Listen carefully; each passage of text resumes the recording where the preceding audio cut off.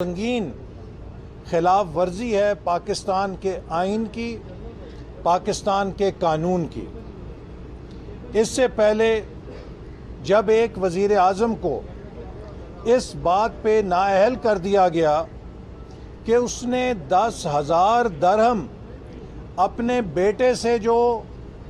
तनख्वाह वसूल करनी थी उसे डिक्लेयर नहीं किया। आप अंदाज़ा कीजिए कि वज़ीर आज़म नवाज़ शरीफ को इस बात पे नाअहल कर दिया गया कि अपने बेटे से 10,000 दरहम की तनख्वाह आपने वसूल करना थी, वो डिक्लेयर नहीं की। वो आपका अकाउंट रिसीवेबल था,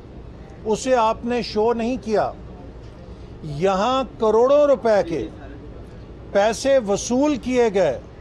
और वो डिक्लेयर नहीं किए गए। अगरचे स्क्रूटनी कमेटी की कार्रवाई पे बहुत सारे तहफ़्फ़ुज़ात सामने आ रहे हैं, लेकिन उन तहफ़्फ़ुज़ात के बावजूद स्क्रूटनी कमेटी ने करोड़ों रुपए की खुर्द बुर्द नॉन डिक्लेरेशन और नॉन कंप्लायंस रिकॉर्ड पे पेश कर दी है, जो इमरान नियाज़ी साहब ने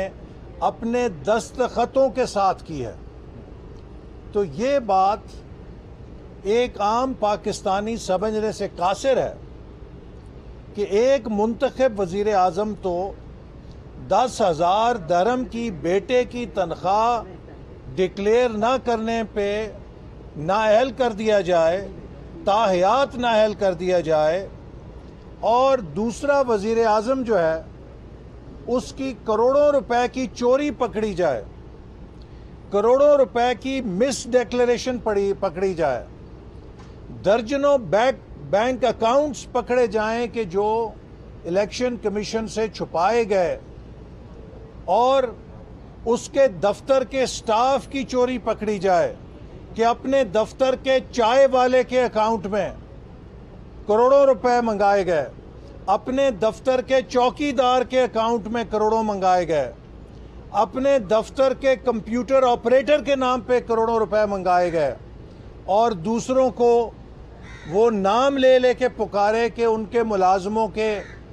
अकाउंट के पैसों का वो हिसाब मांगे। मैं समझता हूँ कि पाकिस्तान के अंदर जिस दर्जे की झूठ, इल्ज़ाम तराशी और ख़ुद चोर और दूसरों को चोर कहने की सियासत इमरान नियाज़ी साहब ने की है, उसकी कोई मिसाल नहीं मिलती। लेकिन अब उनकी सियासत का ड्रॉप सीन होने को है। मैं इलेक्शन कमीशन से मुतालबा करता हूँ कि ये शख्स जिसकी चोरी पकड़ी गई है, अगर इसकी नाअहली में देर की गई तो इसे मौका मिलेगा, ये पाकिस्तान के अंदर इंतशार पैदा करेगा, खून रेज़ी पैदा करेगा, पाकिस्तान के अंदर फसाद पैदा करेगा। लिहाजा जब इमरान नियाज़ी की चोरी पकड़ी जा चुकी है तो फौरी तौर पे कानून के मुताबिक उनकी नाअहली का हुक्म सादर किया जाए ताकि इंसाफ लोगों को होता हुआ नज़र आए, और एक फसादी लीडर जो अब अपनी नाकामी और नाअहली को देखकर मुल्क में फसाद पैदा करने पे तुला हुआ है, कौम उसके फसाद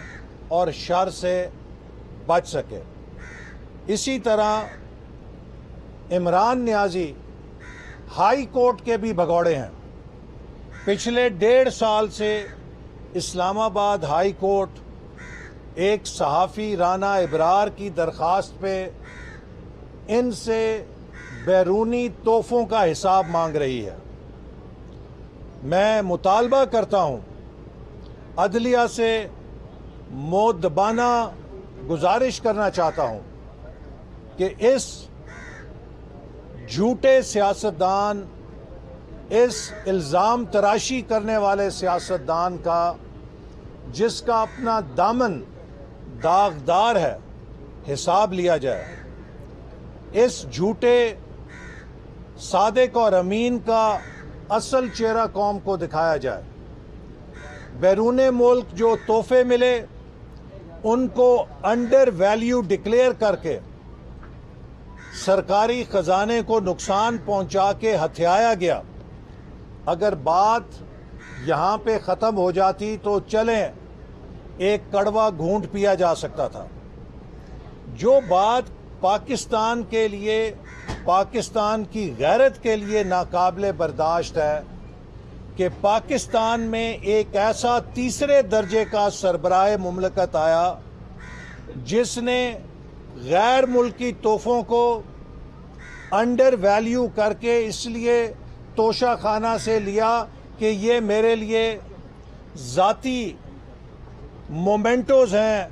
یہ یادگار ہیں جو میں اپنے پاس رکھنا چاہتا ہوں، لیکن ان تحفوں کو مارکیٹ کے اندر بیچ دیا گیا۔ آج تک